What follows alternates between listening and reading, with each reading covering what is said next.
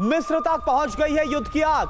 मिस्र के ताबा शहर पर मिसाइल से हमला हुआ, इमारत ध्वस्त हो गई, 5 से ज्यादा लोग इसमें घायल हुए। गाजा से 100 मील दूर है तबा, तो ये ताबा जहां पर ये मिस्र का इलाका है और 100 मील दूर यानी 100 किलोमीटर से भी ज्यादा इसका फासला है गाजा से। वहां तक युद्ध की आग पहुंच गई है। गाजा से लगता हुआ मिस्र और अब वहां पर भी कैसे रॉकेट से हमला हुआ, ये तस्वीर हम आपको दिखा रहे हैं।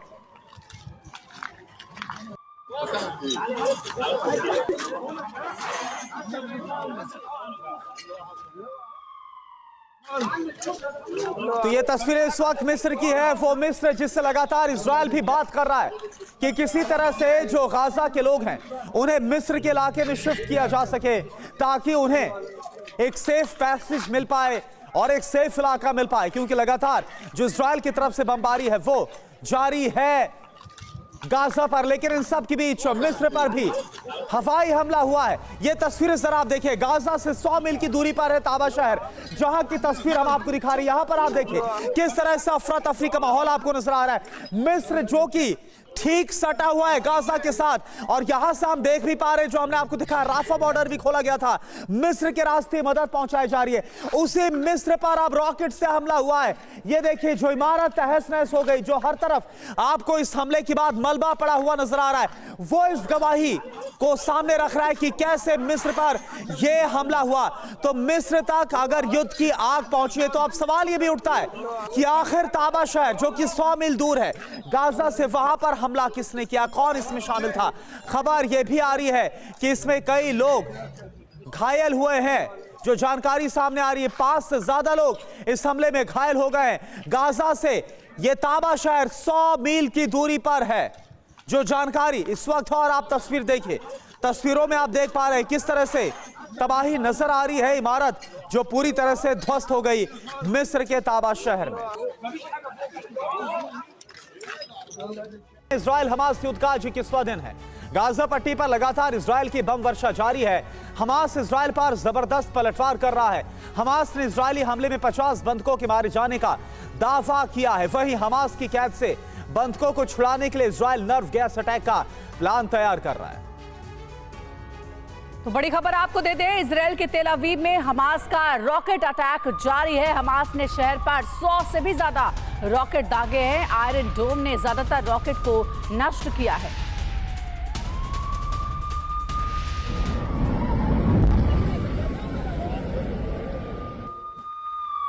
एक और बड़ी खबर, इजराइल की राजधानी तेल अवीव में दहशत है।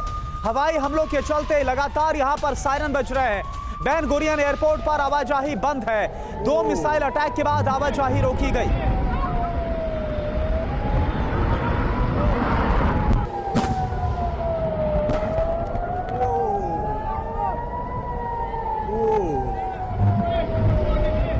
एक और अहम खबर है, तेल अवीव पर हमले का दूसरा वीडियो भी आपको दिखाएंगे। तेल अवीव पर कई जगहों पर अटैक हुआ। तेल अवीव एयरपोर्ट पर भी हमला किया गया। आयरन डोम से कई रॉकेट इंटरसेप्ट किए गए। रॉकेट हमले को नाकाम करने का वीडियो सामने आया है।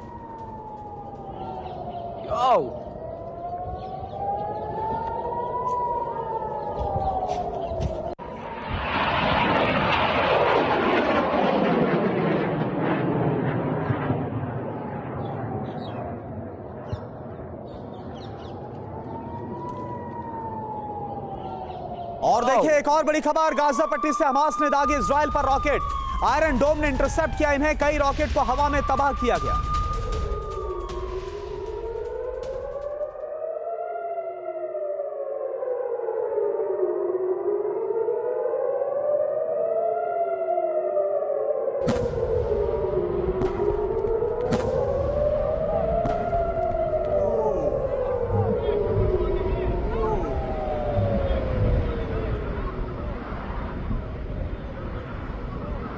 और अगली अहम खबर भी आपको बता दें, गाजा पट्टी में रात भर बमबारी होती रही। उत्तरी गाजा में हवाई हमले तेज हो गए। हेलीकॉप्टर से होती रही फायरिंग। तो इजराइल हमास के बीच जारी जंग को अब 21 दिन हो गए। आज तीसरा शुक्रवार है। जुमे की नमाज को देखते हुए आज फिर से कुछ बड़ा होने को लेकर अलर्ट है।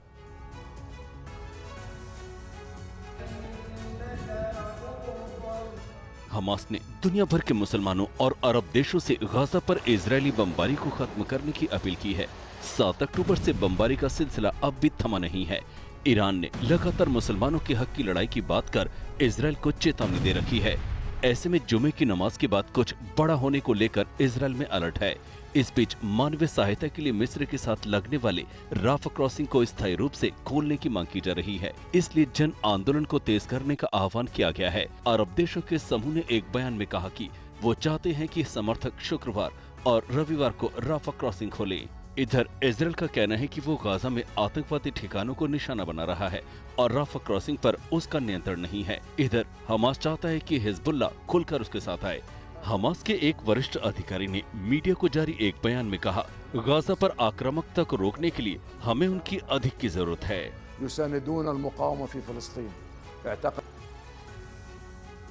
और एक बड़ी खबर है, जंग के 21वें दिन हमास की दुनिया से अपील, मुस्लिम देश से आंदोलन की अपील की गई है। गाजा पर हमला रोकने की मांग की गई, लोगों से सड़कों पर उतरने को कहा गया है, आह्वान किया गया। राफा बॉर्डर खोलने की भी मांग की गई है। तो ये बड़ी खबर आपको दे दें, हमास ने अपील की है मुस्लिम देशों से एकजुट होने के लिए, गाजा पर हमला रोकने की मांग इजरायल से करे, ये कहा गया है। और साथ ही सड़कों पर उतरने को भी लोगों से कहा गया है। राफा बॉर्डर खोलने का ऐलान किया गया कि राफा बॉर्डर भी खोला जाए।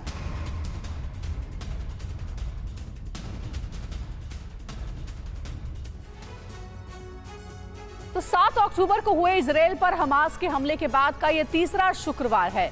अब तक हर शुक्रवार को हमास के समर्थन में कई देशों में हजारों की संख्या में लोग सड़कों पर उतरे और फिलिस्तीन और हमास का समर्थन किया। आइए आपको सिलसिलेवार तरीके से बताते हैं किस किस शुक्रवार को क्या क्या हुआ। पहले शुक्रवार को क्या हुआ, सबसे पहले ये जानिए। 13 अक्टूबर पहला शुक्रवार पड़ा। ईरान में हजारों लोग सड़कों पर उतरे, ये तस्वीर देखने को मिली। और जॉर्डन में भी इजरायल बॉर्डर की तरफ कूच करते हुए लोग नजर आए। वहीं पहले शुक्रवार को जब 13 अक्टूबर की तारीख पड़ रही थी, ऑस्ट्रिया में इजरायल के हमले का विरोध किया गया। और सिर्फ इतना ही नहीं, अगर हम 20 अक्टूबर की बात करें, जब दूसरा जुमा पड़ा, इराक मिस्र में इजरायल का विरोध होने लगा। और सिर्फ इतना ही नहीं, तुर्की, इंडोनेशिया, मलेशिया में भी ये प्रदर्शन देखने को मिला। जॉर्डन में तकरीबन 6000 लोगों ने मार्च निकाला। और तीसरा शुक्रवार यानी कि आज 27 अक्टूबर को जन आंदोलन को आगे बढ़ाने का आह्वान हमास ने किया है मुस्लिम देशों से, और राफा बॉर्डर खोलने की अपील भी करने की बात हमास की ओर से कही जा रही है। वहीं मिस्र के रास्ते मानवीय मदद की मांग की गई है। तो देखिए, आज जब तीसरा शुक्रवार पड़ रहा है तो आज क्या होगा।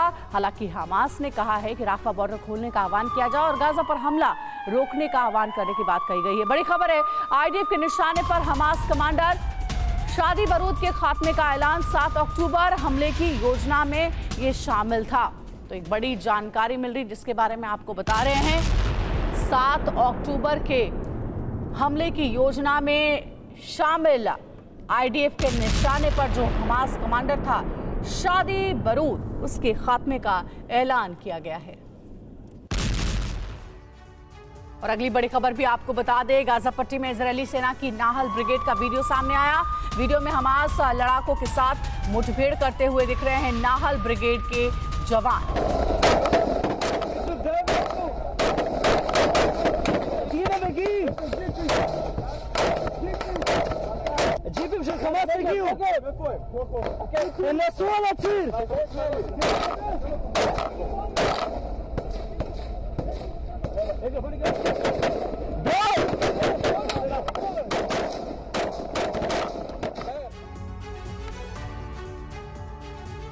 और इस बीच 7 अक्टूबर के हमास के नरसंहार के वीडियो भी सामने आने लगे हैं। देर रात हमास ने इजरायल की राजधानी को निशाना बनाया था और करीब 100 से ज्यादा रॉकेट दागे थे।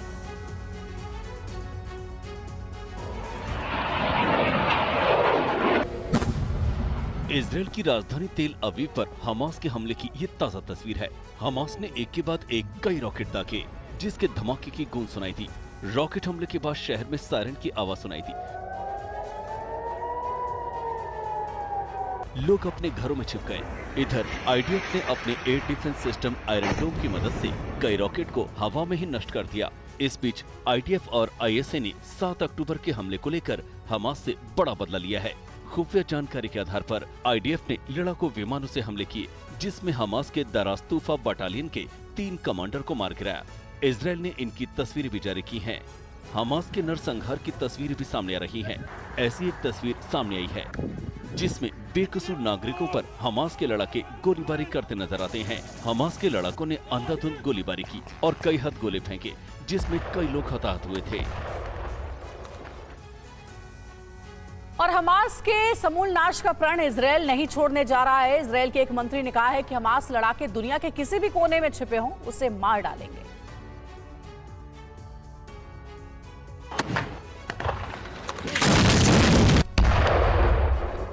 हमास गाजा पट्टी की सुरंगों को अपना सेफ जोन बता चुका है, लेकिन इजरायल ने भी ठान लिया है कि हमास की अंतिम सांस खत्म होने तक वो अपना प्रयास नहीं छोड़ेगा। इजरायली मंत्री गेंट से पूछा गया कि क्या विदेश में भी हत्याएं होंगी। इस पर कहा कि वो जहां भी होंगे हमास द्वारा हमला किया जाएगा, पूरी दुनिया में खोज के मारेंगे। इधर हमास नेता इस्माइल हानिये ने मिस्र के खुफिया विभाग के प्रमुख अब्बास कामिल से बात की और गाजा पट्टी पर इजरायल हमले को लेकर चर्चा की। इधर अब तक के 21 दिनों की इजरायल हमास जंग में यहाँ दोनों तरफ से अब तक करीब 8,500 लोगों की मौत हो चुकी है। इजरायली प्रधानमंत्री नेतन्याहू के इशारे पर आईडीएफ ग्राउंड ऑपरेशन की तैयारी में है। एक वीडियो सामने आया है जिसमें गिवाती इन्फेंट्री ब्रिगेड और 162वें आर्म्ड डिवीजन के जवान 5 टैंकों के साथ गाजा बॉर्डर पर लगी फेसिंग के बराबर से आगे बढ़ रहे हैं। वीडियो में जमीन के अंदर छिपी माइंस को खोदने वाले 2 वाहन गाजा के इलाके में दाखिल किए जा रहे हैं। इनके पीछे पीछे बाकी टैंक आगे बढ़ते हैं। टैंक एक एक कर उत्तरी गाजा में और अंदर तक घुसते हैं। इसके बाद पहली बार गाजा में टैंकों का हमला शुरू होता है। और खबर है कि इजरायल ने ऐसी प्लानिंग की है कि एक एक सांस को तरसेगा हमास। क्या है वो प्लान, आपको रिपोर्ट दिखाते हैं।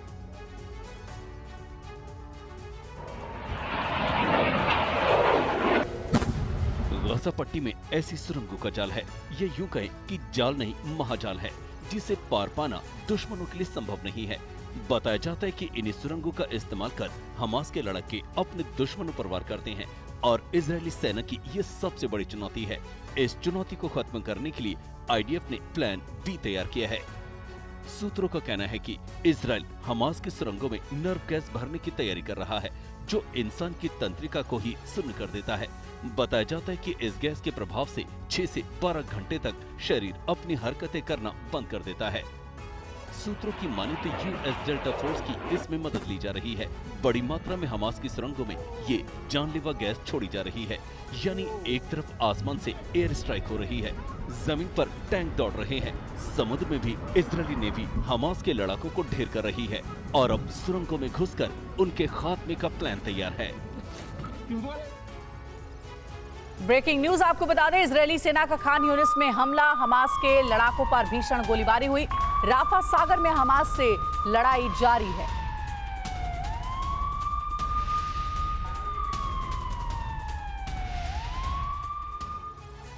ईरान सीरिया में अमेरिकी सेना पर हमले से व्हाइट हाउस एक्टिव है। रूसी रक्षा मंत्रालय ने इसके लिए अमेरिका को जिम्मेदार ठहराया है। आपको रिपोर्ट दिखाते हैं।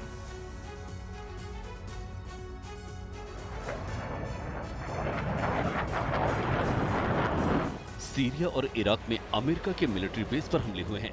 अमेरिका ने भी इन हमलों का जवाब दिया है।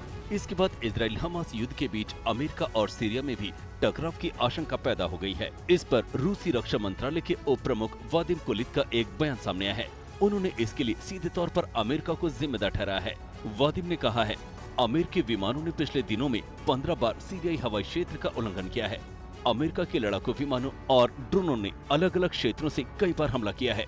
रूस रक्षा विभाग ने कहा है, F-15 के 4 लड़ाकू जेट और F-16 के 2 लड़ाकू जेट के साथ MQ-9 ड्रोन ने सीरिया में हमला किया, जो कि अंतर्राष्ट्रीय हवाई क्षेत्र की सीमा उल्लंघन का मामला है। इस क्षेत्र से अंतर्राष्ट्रीय विमान आते जाते हैं। वहीं क्रेमलिन का कहना है, रूस मध्य पूर्व में अमेरिकी F-16 स्क्वाड्रन की तैनाती पर कड़ी नजर बनाए हुए है। इधर इजरायल ने हमास प्रतिनिधि मंडल की मेजबानी के लिए रूस की निंदा की है। वहीं मॉस्को ने मौजूदा युद्ध के लिए अमेरिका को जिम्मेदार ठहराया है। 60 सेकंड में देखिए ये रिपोर्ट। इजराइल और गाजा दोनों तरफ कई बेगुनाह बंदियों की जिंदगी दांव पर है।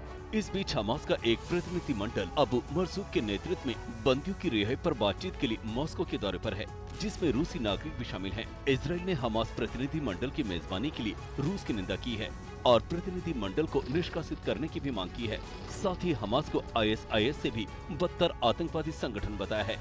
इधर ईरान के उप विदेश मंत्री अली बघेरी कयानी मॉस्को की यात्रा पर हैं और इस जंग पर रूस का हस्तक्षेप चाहते हैं। मॉस्को ने बार बार मौजूदा युद्ध के लिए अमेरिकी कूटनीति की विफलताओं को जिम्मेदार ठहराया है और इजराइल और हमास के बीच युद्ध विराम की मांग की है।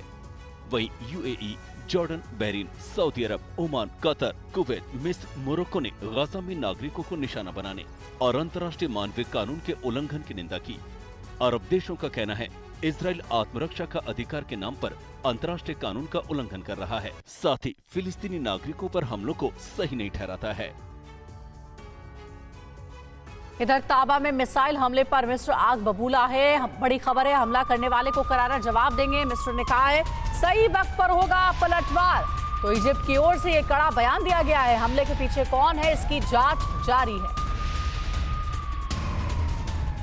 देखिए, इजिप्ट की ओर से ये बड़ा बयान सामने आया है कि हमला करने वालों को करारा जवाब मिलेगा। मिसाइल हमले पर कड़ा रुख अपनाते हुए इजिप्ट ने ये बयान दिया है और कहा है मिस्र ने कि सही वक्त आने पर हमले का हम जवाब देंगे। और ईरान से एक बड़ी खबर आ रही है, वो आपको बता दें। बंधकों पर ईरानी विदेश मंत्री का बड़ा बयान। हमास बंधकों को छोड़ने को तैयार, हमास बंधकों को तेहरान को सौंपने को तैयार।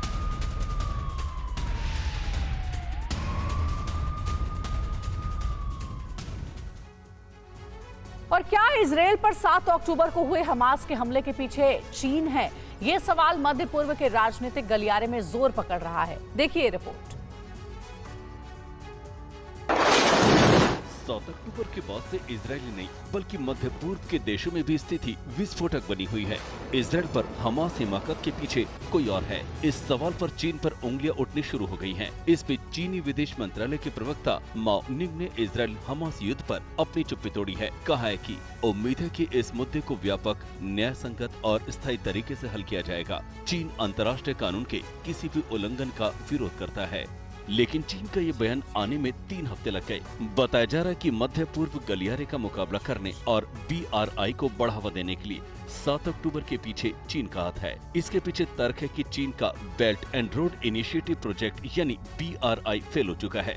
शुरुआत में चीन ने गरीब देशों को BRI का लालच दिखाकर उन्हें कर्ज से पाटने की बखूबी कोशिश की, लेकिन पाकिस्तान और श्रीलंका की बदहाली के बाद चीन की BRI में अब कोई और देश शामिल नहीं होना चाहता है। कयास लगाए जा रहे हैं कि युद्ध के जरिए आर्थिक रूप से कमजोर कर फिलिस्तीन जैसे देशों पर अपनी गिद्ध नजरें गड़ा रखी हैं।